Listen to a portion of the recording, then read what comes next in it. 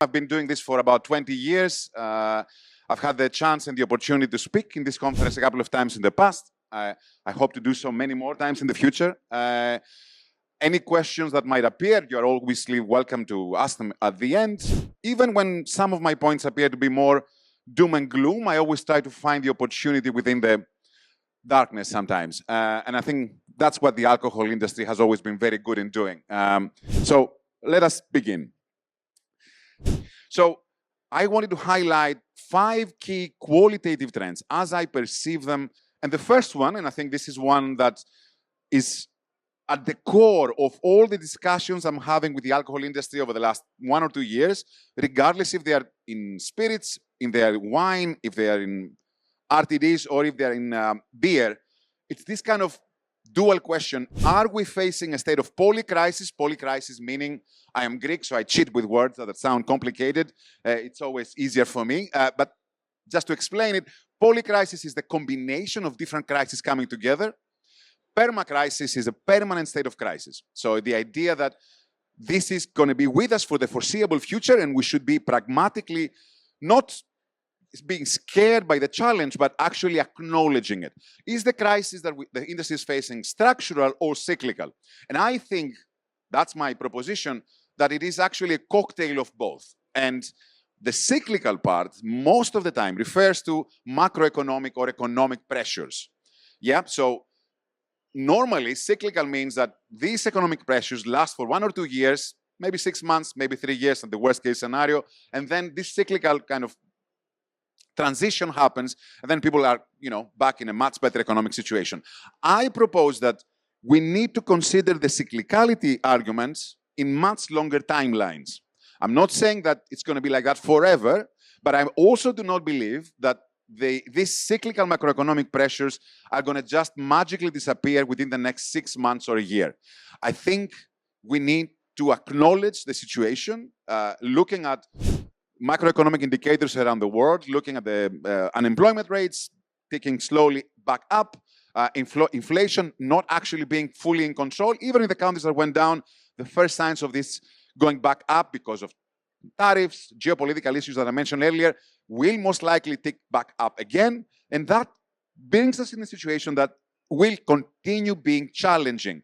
And again, challenge does not mean giving up.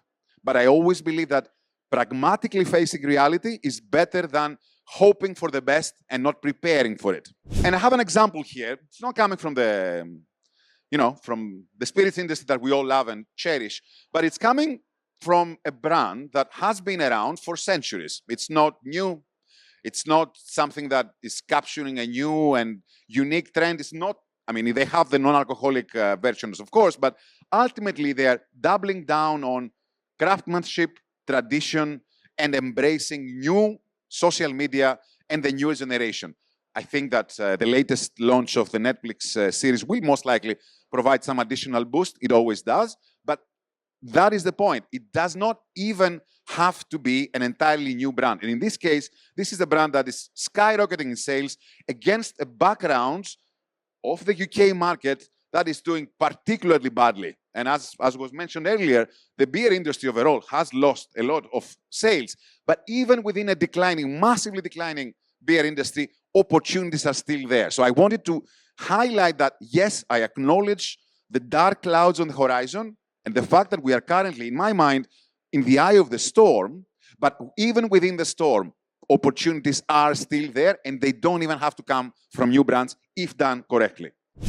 The second one is, again, I mentioned earlier this kind of capturing the alcohol industry, capturing the zeitgeist, capturing underlying cultural, political trends that are sometimes more difficult to see. In this case, we see a transition from many countries inwards, politically, in terms of the tariffs, in terms of trade wars, in terms of boycotts.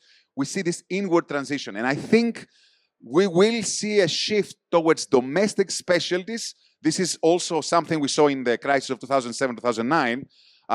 For example, Cachaça in Brazil, or Tsipuro in Greece, or Soshu in Korea, Baijiu in China. Local specialties actually have this advantage of being a little bit more affordable because they can sidestep all the trade tariff barriers or the embargoes, everything in between, but also they provide the most important part, which is the nostalgia, emotional resonance. Essentially, people look to the past through the rose-tinted glasses of yesteryear. And domestic specialties, domestic brands can actually provide that unique perspective. What exactly does premiumization mean? Historically, premiumization meant a small bunch of international super premium or premium brands that were coming in, kind of controlling the narrative. I think the new premiumization will also have to do with local specialties that highlight their local unique authenticity credentials. I also think that it will increasingly move into a new concept that is going to be, in my mind, more closer to the concept of polarization. Polarization means that some consumers are moving premium, continue moving premium, but some consumers will just not be able to do that all the time. Some consumers will be forced, are being forced to trade down or trade across. That's another concept that I think we need to start considering, and that trading across means that, for example, if I'm consuming a super premium whiskey, and that month has been particularly difficult for me, or the last couple of months, then maybe I don't want to trade down because that feels bad and I still want to drink better, but less. Maybe then I can transition to a premium rum. A premium rum, it's still aspirational, it's still premiumization, but it's in a much more affordable price point. That would be trading across, not trading up.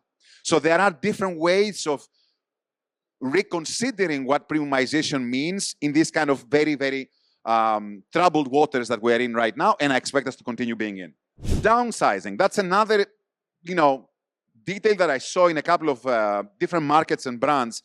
So essentially going smaller.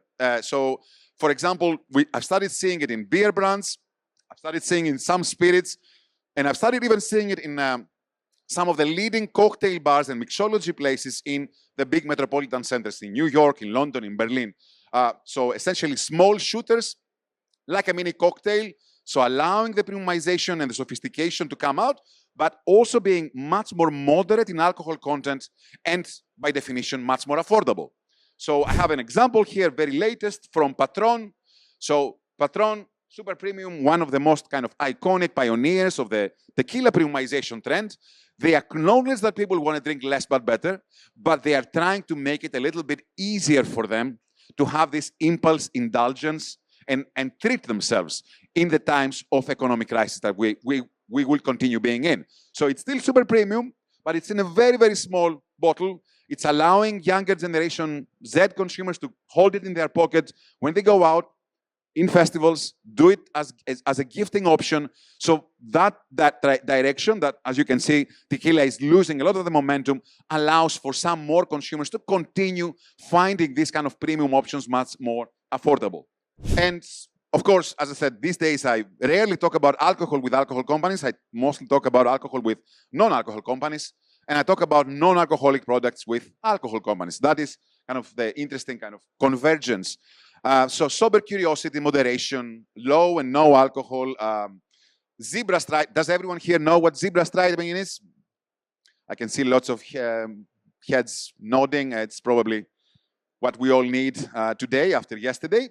And that's zebra striping. It's the idea of alternating between an alcoholic and a non-alcoholic drink, so you moderate your consumption. We will see this kind. You can see the lines here: lager versus non-alcoholic lager. One being consistently under the line of 0%, flirting with growth and then losing it, and then non-alcoholic, obviously consistently outperforming. It's similar or even much more pronounced when we look at spirits versus non-alcoholic spirits, even RTDs, all categories. This will continue being with us. As I said, I was among the first to talk about this a long time ago. I continue following that trend. I think the next stages of its evolution will not just be about taking ethanol out of the equation, but it will be about adding functionality. So it will not be enough for consumers to stop drinking alcohol. They will need to replace it with something that does something for them. Either energizing them, I think I already saw brands already doing that in this hall, either energizing them or helping them go to sleep late at night, or providing focus properties. something that adds some value to the proposition of let's just take alcohol out of the equation. I have an example here from curiously experimental, that's how I call it. It's not beer, it's a boost. And I think that kind of tagline will also open up the doors for many different occasions beyond the classic, let's go to the pub occasion. And of course, RTDs, everyone talks about RTDs. As I said earlier, they always encapsulate the current zeitgeist. I think spirit-based RTDs will be the ones leading the race now. For the next 4 or 5 years, we need to always be pragmatic that they never last for 4 or 5 years. I actually went back historically to the 80s when all of this began with wine coolers, if anyone is familiar with them in California.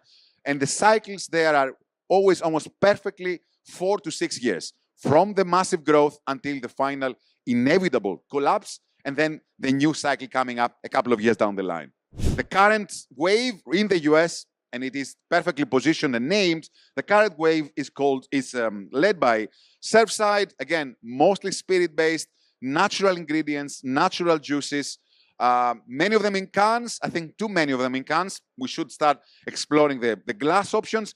They can be premium positions for their size, but ultimately much more affordable, and also potentially resolving the question of what do you do if you cannot afford going to the on-trade.